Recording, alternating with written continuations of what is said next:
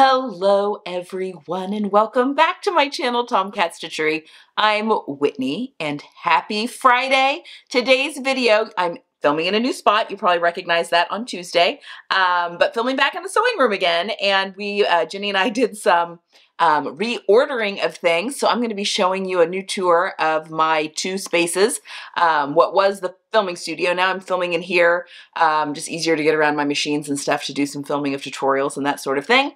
So we've turned the new room into a workroom, kind of a storage and workroom. Anyway, very pleased so far with how all that is coming out. But before we get into that, today is Friday, which means we have a Love Notions Feature Friday pattern. And that is the Dockside and the Driftwood Henley / Polo. Those are the men pattern and then the subsequent boys pattern that goes along with that.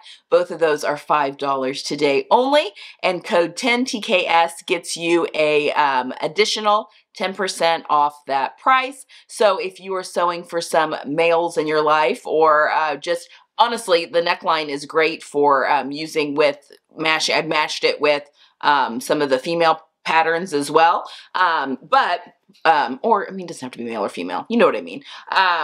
But now that they have the Frankie, this was kind of the Dockside collar. So, I mean, don't really need to do that as much anymore. But I have used that collar on other patterns before. But it is a Henley and a polo shirt. And I have this on my list to make my son some for some polos for golfing when the weather warms up. He has a very long torso and often has a hard time getting shirts that are long enough in the body for him. So that still fit him fine, you know, in the shoulders and that sort of thing. Anyway, $5 today only, a great one to add to your catalog. Okay, so Jenny and I were very busy over the holiday season. Decided it was time for a deep clean of the sewing room. And well, number one, Jenny is full-time with me now, and which is fantastic. So we needed a little bit more, better place for us to work together when she is here working. She does work at her house quite a bit, but her desk was in the side of the basement that's kind of used by my family. So we wanted to get that into one of the rooms, and my fabric wasn't all in the same place. I had some fabric in the other room, and then all the rest of the fabric was in here. So anyway, it was time to do some reorganizing, and I wanted to get my loaner Bernina in with the other machines, just because I wasn't using it as much as I thought I would if it were in the room with the serger and the pressing station, just for ease of me as I'm going. And turns out I was right. I haven't even sewn very much since we've done this. I was just, you know, gone for the holidays, and then I did go to Florida for a week to visit my parents. Anyway, so I haven't had a ton of time to sew, but now that I am back in the room and doing some sewing, I think it's going to be really great, and I'm really enjoying having all my machines in one room. So I think this was a good idea going forward. And then I have a nice little niche here for filming, and hopefully that's going to work out really well as well. So without further ado, let's go and, as a reminder, take a look at the two rooms before. Okay, you guys are familiar with the setup. My Christmas tree needs to go out as well. Desk, it's kind of messy in here right now. Standing top here, television cabinet there. Here's the industrial. We've got the various and sundry, two sergers, one cover stitch, and then my little Bernina back there. Then we've got the pressing station there. There's the second doorway, and then all the fabric storage that's currently there. So that is this room. And then right now, when you walk out of here, we're going to be, there's Jenny. Hi, Jenny. In my office. In her office. Her office is going to move into here. Both desks are actually going to move into here. So the filming studio right now is also a big mess. And we want to get the big Bernina into the other room. And the chair is going to move back into the other room, and those little furniture pieces. So that is the plan, to get all the fabric and everything in here. This is going to turn into more of my cutting and storage room. And then all the sewing then can happen in the other room. So that's the plan. Okay, so there you go. Those were the rooms before. Again, this was over the holiday break when our kids were were home. So Jenny's daughter and my son helped us do a lot of moving. So let's really quickly take a look at the process of moving.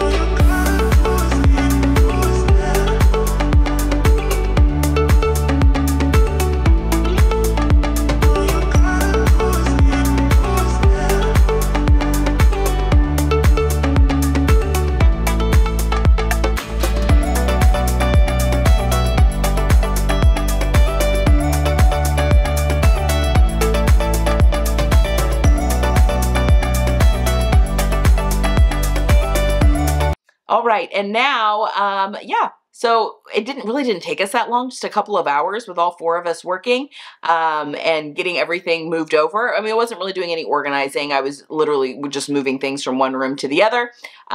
So let's take a look at the final rooms, and then I'm going to come back here and we're going to talk about my machines a little bit more. And here we have the finished results. So we've got the Bernina in here now, L'd with my Juki. And everything else is pretty much the same. I moved my ironing board back a little bit. But obviously, we have the desk is gone. It's moved to the other room. The tower there. And then all the towers here are gone. So now this is where I'll be filming. And we're going to have probably lights living here on this open wall. I've got to hang some art still. There's the chair. I've got my leather bin that this stuff still needs to be cleaned up a little bit. But then, disregard, here is now the workroom. So I've got all of my fluff, spinning fluff here. There's that's staying in the same spot. Oh, look who it is. Look at all the fabric. And then, here's our little work corner. Jenny's desk and my desk. I don't sit at a desk very often, but I do have a desk there if I decide to. And there we go. Annalise. Where is Annalise? Oh my gosh. And there's the intern. Yay! Hey, Jack, come in here. So we have to say thank you to Annalise, Jenny's daughter Annalise, and my son Jack for helping with all of the moving today. Their siblings were conveniently not available. They get pizzas. So yeah, so they got they got pulled in. So there we have it. There is the new organized space. Yay! Yay! So there you have it. That is the new layout that I'm working with now in the two rooms. Again, I think it's going to be really great to have all the fabric and everything and especially in the same room as the cutting table, and then to have all of my machines in one room. I think that's just going to really be beneficial. And I really enjoy having, I don't know, I feel like I can make my backgrounds a little bit more interesting in here. I was really struggling with that in the other room. So hopefully you notice a difference and enjoy that as well. All right, I get questions on my machines all the time. So after I got everything put up, I decided to go through and introduce you to all of my machines if you hadn't been introduced before, as well as show you my newest addition. I have a new Bernina Loner from the University of Sewing. My other one was a 770. I had that all last year. That sold at the end of the year to one of my viewers, and our University of Sewing took care of all that. I mean, I just get the loaner machine. They take care of all the other stuff. So they, when that sold, I sent that back to them so they could get that ready to go to its new home, and sent me a Bernina 790, which is very similar. I mean, I'm noticing as far as user, it's very similar. The 790 does have a few extra bells and whistles that the 770 did not have, but for the most part, I didn't have to relearn anything. Like, everything seems to be very intuitive and very, similar for the functions that I'm using it. So anyway, very excited to have that and enjoying using that. So let's go over and I will introduce you to all of my machines. So this is a rundown of all of my machines. This one here is actually a new one. I am going to have a loaner machine from University of Sewing in Bloomington, Indiana. And my Bernina 770 was actually sold. I had one of my viewers purchased that from them at the end of 2023. And this is the new one I got. This is the Bernina 790. For what my use is, it's very similar. It does do a 360-degree sewing. I think that's more of used a lot, I think, with quilters and that sort of thing. But yeah, this is the Bernina 790 Plus. But I'm finding it very user-friendly, very similar to the 770. So this one's the 790. It is very lovely. I think I'm going to use it just a ton more now that it is in this space with my pressing station and just, closer to my serger. I can really kind of pivot. In fact, I'm sitting in a chair right now, so I can just pivot to all of the the machines. And then I purchased, this is a horn cabinet that I purchased for the old machine, but this one fits into it really nicely as well. So that is my Bernina 790. So obviously, I mean, any of the filming, you're going to be seeing this a lot more when I do filming my tutorials and that sort of thing. Zigzag stitch, all of my buttonholes, everything gets done on this machine. It's really, really lovely. And I've been using it more for just everyday sewing as well. But then this machine here, this setup also allows me to have all of my tripods and lights and stuff easily accessible to the back sides of the machine. This one's my industrial machine, though. I've had this old girl now for 8 years now, maybe. This is an industrial machine, so it is built into the table. So you have to have room for it. There's the pedal of the machine. There's Gidget. But this is the Juki DDL 9000B.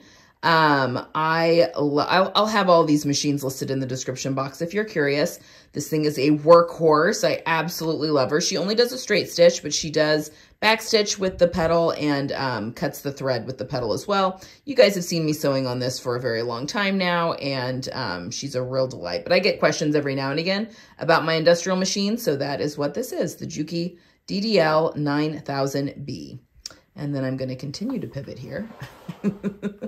And here is my newest serger. This is the Bernina 850. It is only a serger, so it is not a combo machine. And I really love it. So I've got 2 sergers that you'll see here in a minute. My old serger broke and I panicked because I just can't be without a serger. So I thought it was time that I had a backup serger. So this is now my full-time serger. And just been really pleased with how this is worked for me so far.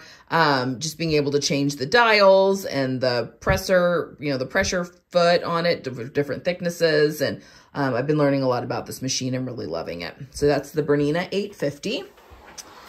I kind of have all the machines here. This is my cover stitch machine. This is the Janome Cover Pro 900.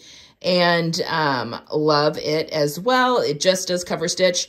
I'll show you my next one here in a second. That's a combo machine, but I bought this when I was just getting tired of switching back and forth between serger and cover stitch, and bought this one just to be a standalone cover stitch, and so I don't have to go back and forth. It just makes sewing like swimwear, if I'm using this a lot, in one project, having to go back and forth between cover stitch and serger in the process of one project just got to be a little tedious. So I'm very glad that I went to my dedicated cover stitch machine, and I've got room for the 2 different machines. So there is that.